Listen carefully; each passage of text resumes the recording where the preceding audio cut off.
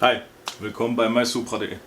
In dieser dritten Folge zeige ich euch, wie wir die letzten Schweißarbeiten jetzt noch schön mit der Verzinnungspaste versiegeln, sauber mit den Stangen auch verzinnen, was ihr bei der ganzen Arbeit beachten müsst und wie ihr am Schluss am besten das Ganze so versiegelt, dass euch das Zinnen oder die verzinnten Stellen nicht mehr anfangen zu rosten. Ich hoffe, ihr freut euch genauso drauf wie ich. Bleibt dabei.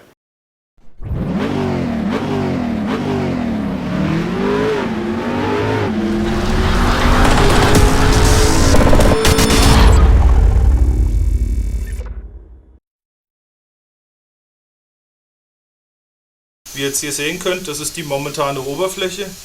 Sie ist nicht perfekt, aber das ist klar, weil sie jetzt erst noch geschliffen wird. Ihr könnt ruhig ein bisschen Material drauf liegen lassen, weil wenn ihr nachher zu wenig habt, müsst ihr nochmal von vorne anfangen. Das heißt, einfach nach dem Verzinnen oder während dem Verzinnen schön hingehen, alles glatt streichen, so gut wie es geht. Wenn es aber kleine Übergänge hat oder ähnliches wie hier jetzt, ist nicht weiter schlimm, man schleift es nachher wieder weg.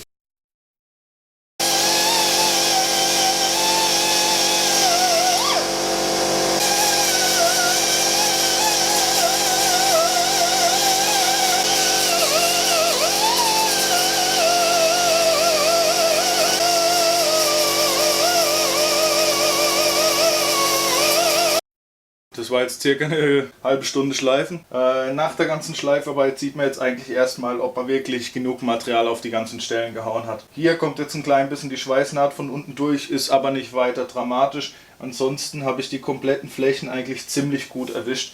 Wie ihr seht, es ist eine glänzende glatte Oberfläche. Ich zeige es euch jetzt gerade mal noch ganz schnell aus der Nähe.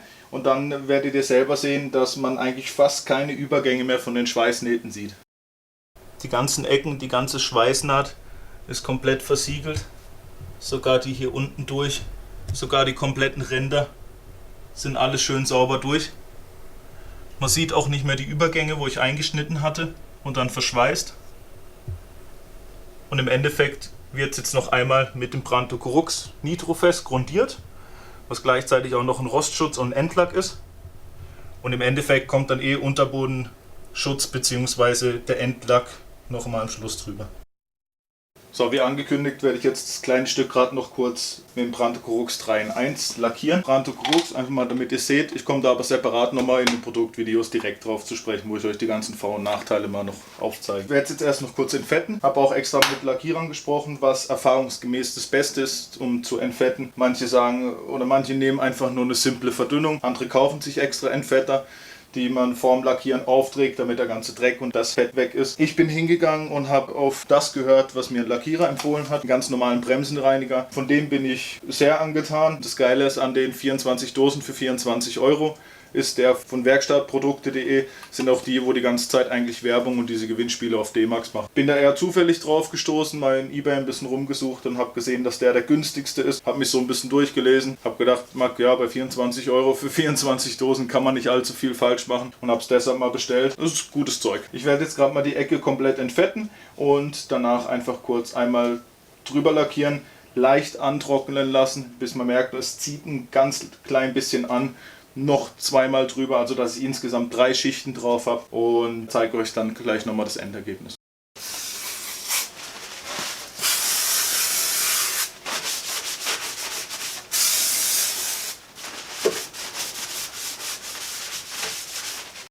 Ich habe jetzt gerade mal kurz das Branto Crux erstmal geöffnet, nochmal kurz umgerührt, alles, dass es wieder schön vermengt ist, weil es jetzt einfach eine Zeit lang gestanden ist. Ich werde jetzt einfach mal großflächig hingehen und das alles hier schön einpinseln. Den Rest mache ich dann später, wenn ich das komplette Oberteil noch schön mit dem Monty MBX abgeschliffen habe. Jetzt geht es einfach darum, dass die ganze verzinnte Fläche nicht wieder anfängt zu rosten, sonst haben wir da später leicht einen Flugrost drauf und dann muss man wieder anfangen mit Abschleifen, schleift eventuell zu viel ab, muss wieder anfangen mit Verzinnen. Deshalb werde ich jetzt einfach hingehen, mal so ungefähr die Höhe rundherum durchziehen, dass wirklich das alles, was verzinnt ist, schön abgedeckt ist mit Branto Crux. Wie gesagt, leicht antrocknen lassen, bis es ca. 5 bis 10 Minuten zwischen den Schichten. Nicht zu viel Material, sonst dauert es zu lang zum Trocknen. Und dann einfach 2, 3 Schichten drüber, dass es ungefähr ist wie hier und einfach gut gegen Rost geschützt.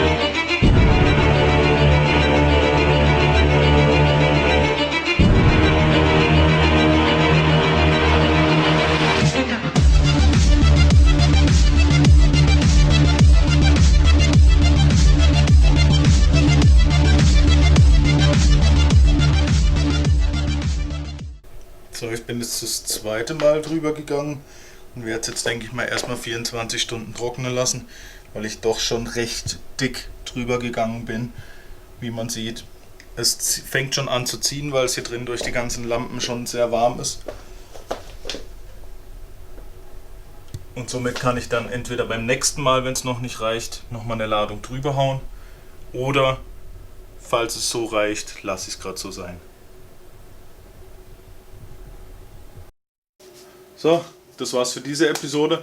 Ich hoffe, euch hat es genauso Spaß gemacht wie mir. Ich hoffe, ihr habt ein klein bisschen was übers Verzinnen im Allgemeinen gelernt. Natürlich habt ihr euch jetzt die ganze mühsame Arbeit und neu machen und wieder wegkratzen und neu machen, wie ich es an den hinteren Teilen hatte, alles erspart. Aber es ist nicht ohne das zu lernen. Jeder, der mal Lust hat oder ähnliches, oder probiert es einfach mal aus. Wenn ihr so ein Projekt habt, wenn ihr ein Auto habt, lasst mal die ganze scheiß Spachtelmasse weg, wo man normalerweise nimmt. Probiert mal das alte Handwerk aus. Das war einfach der Reiz dran, den ich hatte. Dass ich hingehen kann und sagen kann, okay gut, ich habe es ausprobiert und entweder ich habe es nicht geschafft oder ich habe es ausprobiert, ich bin ein paar Mal auf die Fresse gefallen, das hat am Anfang nicht funktioniert, aber Übung macht den Meister.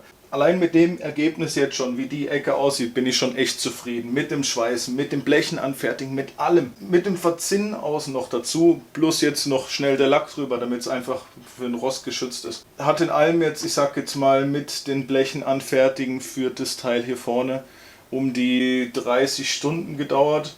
Wie gesagt, in der Größenordnung für mich das erste Mal, auch mit dem Schweißen in der Richtung und.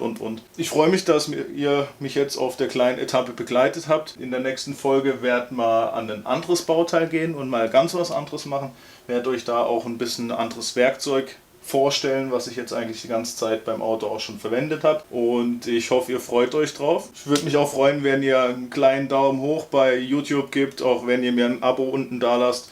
Und wenn ihr mal auf der Facebook-Seite, auf Twitter, Google Plus oder auf der Homepage vorbeischaut, euch da mal einen kleinen Eindruck von dem ganzen Projekt verschafft und mir vielleicht auch mal ein kleines Feedback gibt auf einer der Seiten, was euch gefällt, was ihr vielleicht sehen wollt, ob ihr Interesse, Lust an kleinen Spielchen habt, ob ihr mitentscheiden wollt, was wir als nächstes machen. Gebt mir einfach mal ein klein bisschen Input, auf was ihr geil seid. Ich hole mir jetzt erst noch ein Bierchen und werde hier noch ein bisschen aufräumen, dass fürs nächste Mal alles ready ist. Und dann sehen wir uns beim nächsten Mal.